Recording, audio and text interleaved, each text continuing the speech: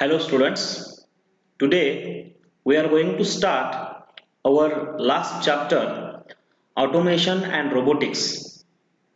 The automation and robotics, this chapter contains 8 marks out of the 70. Up till now we have covered all of the 5 chapters. Okay. Automation, in this automation and robotics we are going to cover the 4 basic parts. The first one, what is meant by the automation. Second one, types of automation. Then what is meant by the group technology, what is meant by the flexible manufacturing system, and last part is about the robotics. Okay, let's start our last chapter, automation. What is the automation? Automation is nothing but we are going to control the production systems with the help of mechanical, electronic and computer based systems. What is the automation? Automation मध्ये आपण करतोय काय? मेकॅनिकलचा थोडा part, इलेक्ट्रॉनिक्सचा थोडा part किंवा कम्प्युटरचा थोडा part हे जे सिस्टीम एकत्र करतोय आणि with the help of that प्रोडक्शनची जी सिस्टीम आहे, प्रोडक्शन कुठल्याही गोष्टीचं प्रोडक्शन असू दे ते आपण ऑटोमॅटिक वेने करतोय, त्याला म्हणायचं automation. What is the definition of the automation? It is defined as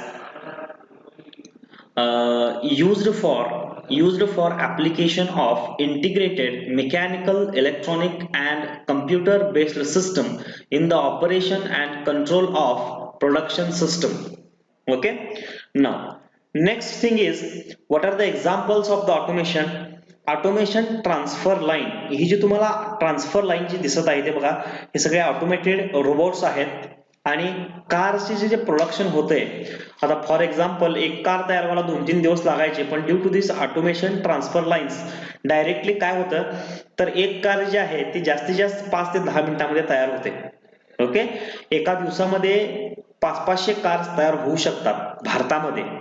आता टाटा मोटर्सची जी टियागो कार आपण टाटाने जी लॉन्च केलेली आहे, त्याचं जे प्रोडक्शन आहे ते साधारणपणे 500 कार्स एका दिवसामध्ये तयार होतात. ही ताकद आहे ऑटोमेशनची. Okay, these are the automation transfer lines. then automatic assembly line, आपण मोबाईल फोन्स जे बघतोय, मोबाईल फोन्सची जी असेंब्ली आहे त्या असेंब्ली अशा प्रकारच्या रोबोट्सनी तयार होते. हेच एक प्रकारचं काय आहे, ऑटोमेशनच आहे.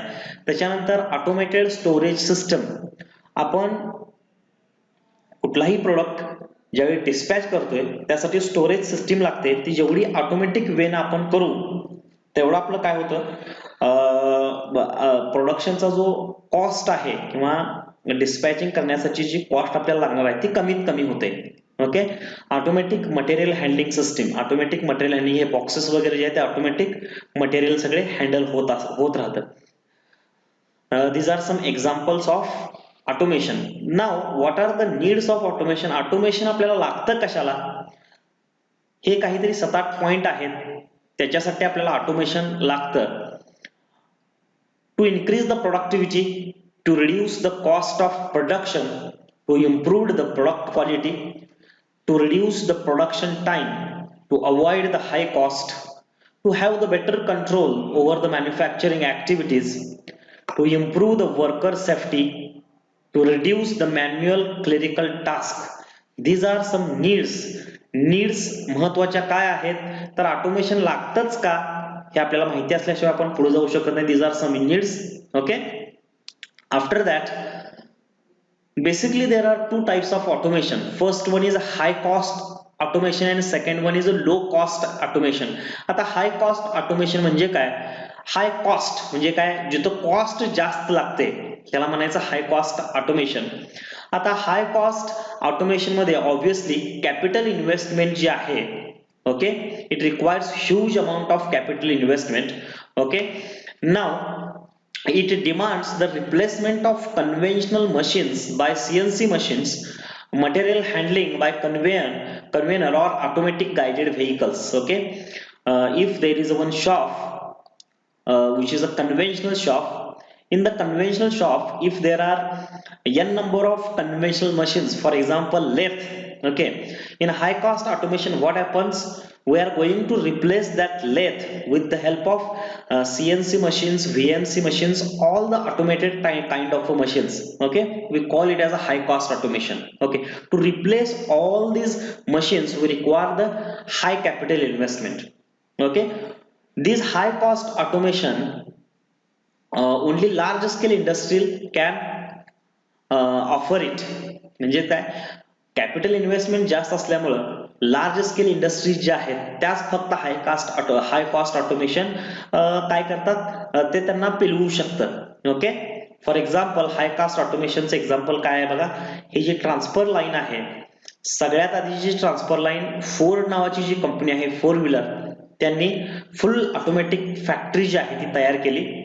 तर ते फोर्डला का परवडलं, कारण वर्ल्ड वाईड तेवढ्या त्यांच्या प्रोडक्टला सेल होता, म्हणून फोर्ड यांना ते परवडलं. म्हणून हाय कॉस्ट ऑटोमेशन जे आहे ते लार्ज इंडस्ट्री जे आहेत त्याच फक्त ऑफर करतात. त्याच्यानंतर नेक्स्ट जो आहे तो low cost automation. What is the low cost automation? Low cost automation म्हणजे काय बघा, आपण आपल्या इंडस्ट्रीतला छोटासा एखादा पार्ट जर ऑटोमॅटिक केला तर त्याला म्हणायचं लो कॉस्ट ऑटोमेशन. म्हणजे काय, फॉर एक्झाम्पल आपली एक इंडस्ट्री आहे, त्याच्यामध्ये लोडिंग किंवा अनलोडिंग किंवा पॅकेजिंग सिस्टम किंवा असेंब्ली सिस्टम हे जर आपण इम्प्लिमेंट केली तर त्याला लो कॉस्ट ऑटोमेशन म्हणायचं. Okay, it is a cost effective solution for medium and small scale industries. Okay, it creates some degree of automation in existing facilities like machine tools, material handling by using standard components available in a market. In a low cost automation, what happens, we are going to make some automation in our industry. Okay, so it requires low cost. Okay, now you know what is meant by the high cost automation and low cost automation. High cost fixed line किंवा hard automation जे आहे ते same product साठी जिथे आपल्याला mass production करायचं आहे. For example bottling plants जे आहेत, बॉटलिंग प्लांट्स मध्ये एकच प्रोडक्ट आहे आणि तो आपल्याला ह्यूज अमाऊंटनं तयार करायचं जर असेल तर अशा वेळी आपल्याला फिक्स्ड किंवा हार्ड ऑटोमेशन इम्प्लिमेंट करायला पाहिजे. This automation sequence of operation fixed by layout of production equipments. It cannot be changed once it is established. Okay, it is inflexible. There is no any flexibility in a fixed automation. What is the example? Bottling plant, packaging plant. Okay, fixed and hard automation. Next one, what are the features of fixed automation? There is no any fixture. What are the features of fixed automation? It is suitable for continuous flow type production and mass production system. As obvious, it is inflexible. Higher production rates. No tool setup is required as tooling is fixed. High initial investment. It is economical only in a high volume products. Okay. These are some examples. This is some example of a fixed automation. Bottling plant is the best example for your fixed and hard automation. Okay, now next one is a programmable automation. आता programmable automation मध्ये बघा, तुमचा जो product आहे त्याच्यामध्ये slight काहीतरी change वगैरे करायचा असेल तर तिथं आपल्याला फिक्स्ड ऑटोमेशन करून चालणार नाही. तिथं काय करायला पाहिजे, आपल्याला प्रोग्रामेबल ऑटोमेशन करायला पाहिजे. In this automation production machines are designed with the ability to change the sequence of operation so as to accommodate the different product configuration. Okay, to produce a batch of new product, new program must be prepared and entered into the equipment. तुमचा जो product आहे त्याच्यामध्ये slight काहीतरी change झाला असेल तर आपल्याला programme जो आहे, एकदा का आपण प्रोग्राम बदलला, ओके, प्रोग्राम बदलला की ऍज इट इज आपण मशीनचे थोडेसे टूल बदलले की आपल्याला बॅच प्रोडक्शन जो आहे, बॅच प्रोडक्शन हे जे प्रोग्रामेबल ऑटोमेशन आहे ते मास प्रोडक्शनला आपण वापरू शकतो. पण शक्यतो हे कशासाठी वापरलं जातं, बॅच प्रोडक्शन साठी वापरलं जातं. प्रोग्रामेबल ऑटोमेशनचा वापर कशासाठी करतोय, स्लाइटली चेंज प्रोडक्टच्या कॉन्फिगरेशन मध्ये स्लाइट काहीतरी चेंज झाला असेल तर तो आपण इथं लगेच एडिट करून तो प्रोडक्ट जो आहे तो तयार करू शकतो. Okay, for example industrial robot, programmable logic controllers, then numerical controlled machine tools, etc. These are some examples of programmable automation. Now what are the features of programmable automation? It is suitable for batch production. Okay, it has some kind of a flexibility. Okay, it has the lower production rates, tool setup time from batch to batch. It varies the tool setup time, batch to by batch upon tool setup time जो आहे तो अपन बदलू शकतो. Then it requires again high initial investment, बड़े पैसा इसमें भी बहुत ज्यादा पैसा चाहिए. Okay, next one. Flexible automation or soft automation. This is the extended version. This is the extended version of programmable automation. Programmable automation मध्ये काय आपण काय केलं तर प्रोडक्टचा जो प्रोडक्टचे जे कॉन्फिगरेशन आहे त्याच्यामध्ये थोडाफार बदल झाला तर आपण प्रोग्रामेबल, पण जर कम्प्लिटलीच नवीन प्रोडक्ट तुम्हाला तयार करायचा असेल तर आपण इथे फ्लेक्सिबल ऑटोमेशन सिस्टीम वापरायला पाहिजे. This automation is capable of producing product variation continuously with virtually little or no time loss for change over from product to other. This automation is an extension of programmable automation. Product completely तुम्हाला न्यूवर product तयार करायचा असेल तर अशा वेळी आपण flexible automation किंवा soft automation जे आहे ते आपण वापरू शकतो. There are three types of the automation. First one is a fix, second one is a programmable and third one is a flexible. Let's see the features of flexible automation. It is suitable for continuous production of variable products. Okay, it is a flexible in a product design variation, medium production rate, it has minimum tool setup time, then it requires again high initial investment, it has a variety of product can be produced easily. With the help of this we can produce a variety of product easily.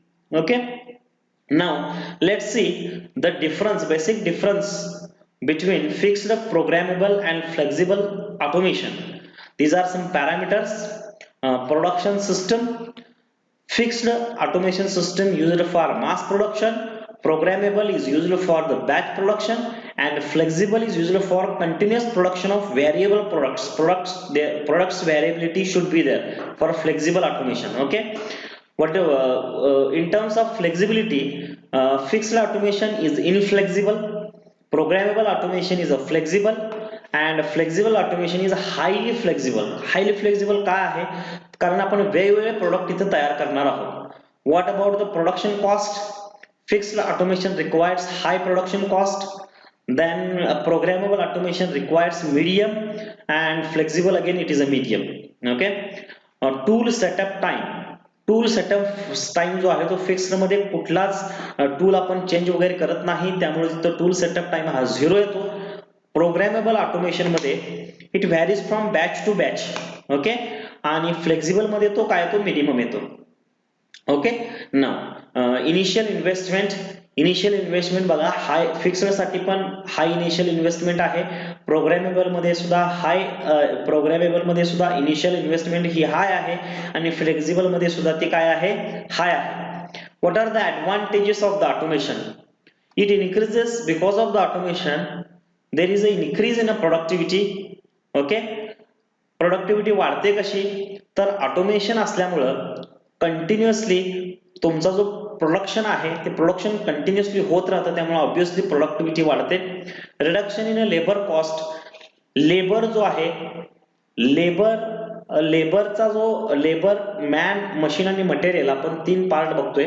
ह्याच्यामध्ये man जो आहे तो man हा factor completely eliminate होतो आणि directly machine आपलं काम करायला सुरू करतात, त्यामुळे लेबरचा जो कॉस्ट आहे तो कमी होतो. There is a reduction in a cost of production. Okay, productivity वाढल्यामुळे प्रोडक्शनचा कॉस्ट जो आहे तो कमी होतो. Minimizes the effect of labour shortage. काय वेळेला आपल्याला लेबर मिळत नाहीत, मिळाले तरी ते स्किल्ड वर्कर नसतात. हा जो काही काय म्हणतोय आपण, ही जी काही कमी आहे ती आपण with the help of automation भरून काढू शकतो. त्याच्यानंतर reduction in the inventory, reduction in scrap and rework, increase in the shop efficiency as obvious, control volume manufacturing activities, increase in after loss and profit of company, improvement in the workers safety, improvement in the product quality, सगळं काम machine करणार आहे त्यामुळे product quality as obvious वाढणार आहे. Flexibility and variety the product design, कसलीही flexibility कसलीही variety होती, कितीही कॉम्प्लिकेटेड जॉब असू दे तो आपण with the help of automation तयार करू शकतो. These are some advantages. What are the disadvantages? Disadvantages पहिलाच फार आहे की इनिशियल इन्व्हेस्टमेंट जी आहे ती जास्त आहे. सगळेच्या सगळे काम workers with the help of आपण मशीन करणार आहोत त्यामुळे मेंटेनन्स कॉस्ट जास्त जातो. Expensive breakdown, breakdown sign. Then worker unemployment, माणसाचा जो जॉब आहे, नोकरी जी आहे त्या वर्करची नोकरी जाणार आहे. ओके, त्यामुळे अनएम्प्लॉयमेंट देशाचा वाढतो. No reward for the human skills. There is not a kills, it is a skills. Okay, then lesser job openings and social imbalance. मग कसं होतं की वर्कर्सचा जॉब गेल्यामुळे सोशल इम्बॅलन्स होतो, कारण एकदा का माणसाचा जॉब गेला की तो व्हायलंट व्हायला सुरुवात होते. ती व्हायलंट व्हायला सुरुवात झाली की मग सोशल इम्बॅलन्स तयार होतो. Okay, these are some limitations of automation. ह्या पार्ट मध्ये आपण काय काय बघितलं बघा. What is mean by the automation, what are the types of automation, what is the advantages and limitations of the automation. इथं आपण थांबतोय. पुढच्या लेक्चरला आपण ग्रुप टेक्नॉलॉजी नावाचा नवीन कन्सेप्ट बघणार आहोत. Okay, thank you.